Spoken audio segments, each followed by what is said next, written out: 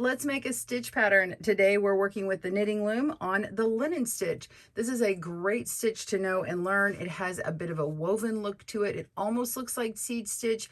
I actually think it's faster than the seed stitch, and it works as a really great one row repeat when you use a multiple of 2 stitches, although you can use any number of stitches to achieve this stitch pattern. We're going to make this today here on GoodKnit Kisses. It's fast and easy. I can't wait to show you. Welcome to GoodKnit Kisses. We're all about helping you stitch your love and love your stitches. To get the written pattern on this stitch pattern, as well as a square or the rectangle for Warm Up America project, be sure and click down in the video description below, and there you'll also find a right and a left-handed video tutorial as well. I am right-handed and I flipped that left-handed tutorial so that you can do that as well. You'll also find the information for the loom and the yarn I've used today, but just know that you can use any loom you prefer and an appropriate weight yarn to make the linen stitch. All right, let's dive into your cast on and the information you need. First, you're going to want to cast on with an even number of stitches, so multiple of 2. You can do an odd number, but the multiple of 2 is great because you only need a 1 row repeat when you work with an even number of stitches.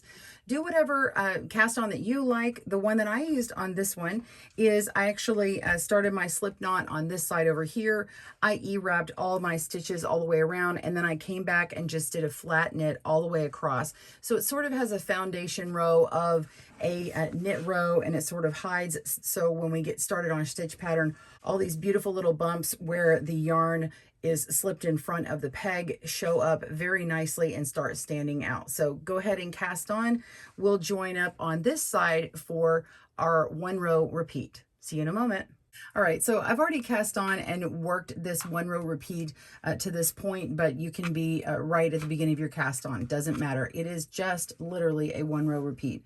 So you're going to start by knitting that first stitch, and I just do a U-wrap knit. And then we want to slip with the yarn in front of the peg. Now, typically you can take your loop here and you remove your stitch and then put your yarn to the back and slip the yarn in front of the peg like that, and then move on to the next stitch. But the easiest way is a little quick hack. Kimberly Carrington came up with this several years ago, and I just love it. So first you're going to knit a stitch. So this is in multiples of 2. The first stitch is knit. The next one is slip with the yarn in front of the peg. So now we're going to repeat this. Knit 1, and then we're going to slip with the yarn in the front of the peg. So we're going to act like you're going to purl.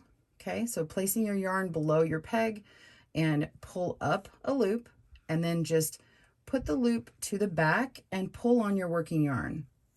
And it neatly tucks that yarn in the back. You didn't have to remove the stitch at all. It's like magic, right? Did I just blow your mind?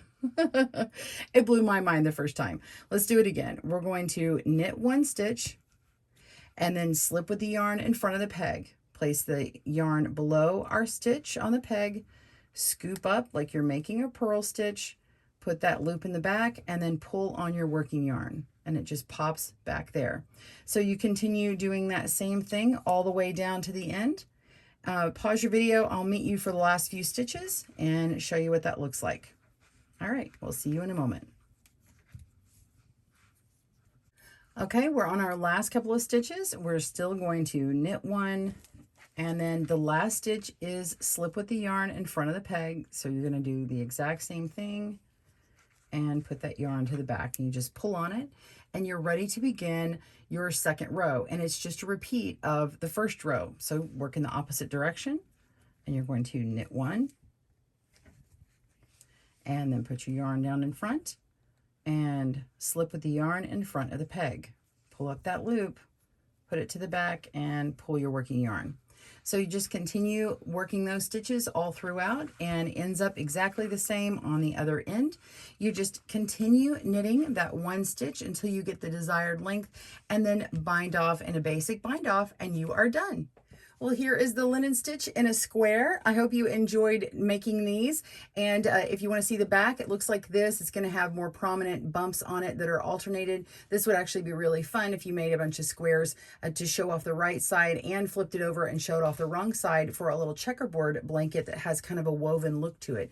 It's a nice and sort of flat weave look as opposed to how the seed stitch would be, which would be a little bit more flexible fabric. This is still flexible and it's great for, say, a washcloth, but also for a blanket and other things as well, and a garment as well. It'd make a great little jacket or cardigan. Well, if you enjoyed that tutorial, please hit that like button and subscribe. I can't wait to see what you make, so tag me on Instagram at GoodKnitKisses. We'll see you soon. Bye-bye, everyone. Thanks for joining us today, where we help you stitch your love and love your stitches. See you again soon.